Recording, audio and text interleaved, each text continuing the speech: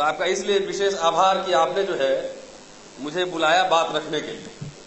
बहरहाल वहां मुद्दे गर्म है, तो मुद्दे जब गर्म हो तो इतना शांत माहौल नहीं रहना चाहिए। तो जरा एक बार जोर से नारा लगा लीजिए, जरा जोर से लगाइएगा नारा, जय भीम। मजा नहीं आया? लगता है आप लोग खाना खा के नहीं आए। थोड़ा और जोर लगाइए एक बार। अरे इतने सारे अधिकार चाहिए आपको, और कम से कम यहां से आवाज जाके विधानसभा के दीवारों से नहीं टकराए तो फिर अधिकार कैसे मिलेगा? उसके लिए तो धक्का मुक्की करना होता है। आजादी और अधिकार कभी उपहार में तो मिलते नहीं है, संघर्ष होते हैं, शहादत होते हैं, लड़ना पड़ता है, सड़कों पे धक्का मुक्की होती है, लाठियां खानी पड़ती है। इसके लिए तैयार होना होगा। तो इसीलिए एक बार जोर से और नारा लगा दीजिए, जय भीम। चलिए, बहुत बढ़िया। समय कम है इसलिए मैं सीधा सीधा अपनी बात रखता हूं। आज तक आप लोगों ने साहबों के यहां बहुत बैंड बजाया है, बजाया कि नहीं बजाया? बजाया साहब लोग के यहां बैंड बजाया। अब समय आ गया है कि अब साहब लोग का बैंड बजाइए। अब बहुत ने कचड़े साफ किए, नालियां साफ की, खेत में मजदूरी की, सम्मान मिला, मुआवजा मिला, पैसे मिले, वेतन मिले, नहीं मिले। चक्का जाम कीजिए, बंद कीजिए सीधा सीधा। इस देश में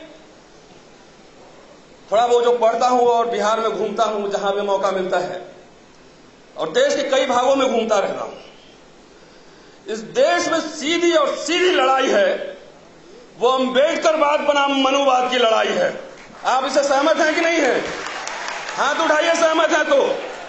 ये सीधी सीधी मनुवाद बनाम अम्बेडकरवाद की लड़ाई है। अब इसमें आपको तय करना है कि आप किस खेमे में हैं। बहुत सारे पिछड़े, दलित और भी लोग मनुवाद के पोषक हैं, मैं जानता हूं बहुत लोगों को। और अम्बेडकरवाद एक वैज्ञानिक प्रक्रिया, एक वैज्ञानिक सोच है। इसलिए जितने भी तमाम इस तरह के प्रयास हो रहे हैं भारत में, जितने हमले हो रहे हैं छात्रों पे, शिक्षकों पे, और जो मध्यम वर्ग खड़ा हो रहा है, वो हमले किस वजह से हो रहे हैं? गुजरात में जो मारा गया हमारे भाइयों को, वो क्या है, वो आरक्षण के लिए मारा गया था या जमीन के लिए मारा गया था? नहीं ना, वो मारा गया था एक सोच की वजह से, सोच की वजह से। जहां जहां हमारे मिडिल क्लास के लोग आ रहे हैं, यूनिवर्सिटीज में आ रहे हैं, कॉलेज में आ रहे हैं, सरकारी दफ्तर में अच्छे अच्छे कपड़े पहन के जा रहे हैं, कार में चल रहे हैं, हमारे बच्चे अच्छा जीन्स पैंट पहन के जा रहे हैं, चश्मा लगा के जा रहे हैं। तो ये जो मनुवाद का जो पोषक हैं, उनके पेट में बहुत मरोड़ उठ रहा है, मरोड़। भारत भर में आप चलिए, मेरे कई साथी आईएएस ऑफिसर हैं, मेरे कई साथी मंत्री हैं, मेरे कई साथी नेता हैं, उनसे अकेले में आप बात कीजिए तो भारत में कोई ऐसा एससी एसटी नहीं है, आदिवासी नहीं है और दलित नहीं है जिसके साथ भेदभाव नहीं होता होगा, चाहे वो कैबिनेट मिनिस्टर ही क्यों न हो। अभी आपने देखा होगा उत्तराखंड में कि मारा गया वो तरुण विजय गए थे टेंपल एंट्री कराने, तो एक कार्यक्रम में हमको उन्होंने बुलाया, तो मैंने कहा कि हमें जो बात करनी है वही करूंगा, और वीडियो मैंने देहरादून से मंगवा ली थी।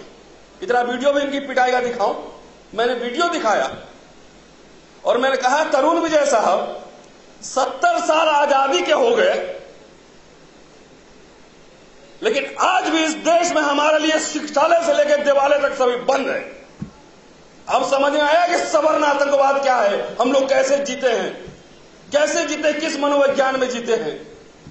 साथियों, ये आरक्षण है, हमारा एक मसला है, इससे कोई इनकार नहीं कर रहा है। आरक्षण से भी बड़ी लड़ाई है संसाधनों में हिस्सेदारी की लड़ाई है। चाहे जमीन हो, चाहे जो भी हो संसाधन, यहां पे संसाधन में हिस्सेदारी की लड़ाई है। लेकिन मेरी समझ एक और है, ये लड़ाई सिर्फ संसाधन और आरक्षण की नहीं है, ये लड़ाई इस बात की भी है, ये लड़ाई स्वाभिमान और आत्मसम्मान की लड़ाई है कि हमारा आदमी जो मजदूरी भी करता है, जो जूते भी पॉलिश करता है, जो मजदूरी करता है, सफाई काम करता है, उसको आप सम्मान से पेश आएंगे, उसके साथ सम्मान से उसको मजदूरी देंगे। भाई साहब, 50 साल पहले आरक्षण नहीं था तो हमारे पुरखे जिए ना, कैसे जिए हम लोग, कैसे यहां पे हैं, जिए थे। इस देश में हमें जानवर की तरह ट्रीट किया जाता है। मैं देश के नामचीन हिंदू कॉलेज में पढ़ाता हूं और 20 साल 25 साल से दिल्ली में लड़ाई चल रही है। उनको क्या पेट में मरोड़ है। मुझे दिल्ली में घर मिला हुआ है, मैंने वहां बाबा साहब की मूर्ति लगा दी है कॉलेज के घर में, तो इनको पेट में मरोड़ होता है। डॉक्टर अंबेडकर ने लिखा है खुद, और वही कोट मैंने अपने घर में लगाया हुआ है। Nothing is more disgraceful for a brave man than to live a life devoid of self respect. एक बहादुर आदमी के लिए स्वाभिमान से बड़ी कोई चीज नहीं होती है। जिस दिन आपके अंदर बहादुरी आएगी, जिस दिन बहादुरी आएगी, हम सत्ता और संसाधन में अधिकार हम छीन लेंगे, इनसे गिरेबान पकड़ के छीनेंगे। आप किस समाज से मांग रहे हैं? उस समाज से, उस समाज से। आज जितने साथी यहां बैठे हुए हैं, आप सबको पता है कि हॉस्पिटल में जिनका जन्म नहीं हुआ है, उनका जन्म कहां हुआ? घर में हुआ है। और जन्म कौन करवाती थी? हमारे समाज की महिला जन्म करवाती थी ना, चाहे वो किसी भी कास्ट का हो।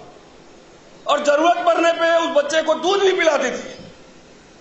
वो एहसान फरामोश समाज जो हमारी मां बहनों का दूध भी पीता है और उसकी हत्या भी करता है, बलात्कार भी करता है, उस समाज से उम्मीद कर रहे हैं कि आपको आसानी से दे देगा। नहीं, सड़कों में निकलिए, बाहर निकलिए, इसे आर पार लड़िए, अपना दल बनाइए, संगठित होइए, और अपने बीच के अंदर का जो जातिवाद और मनुवाद है ना, रोज पूजा पाठ करते हैं, सबको बंद कीजिए।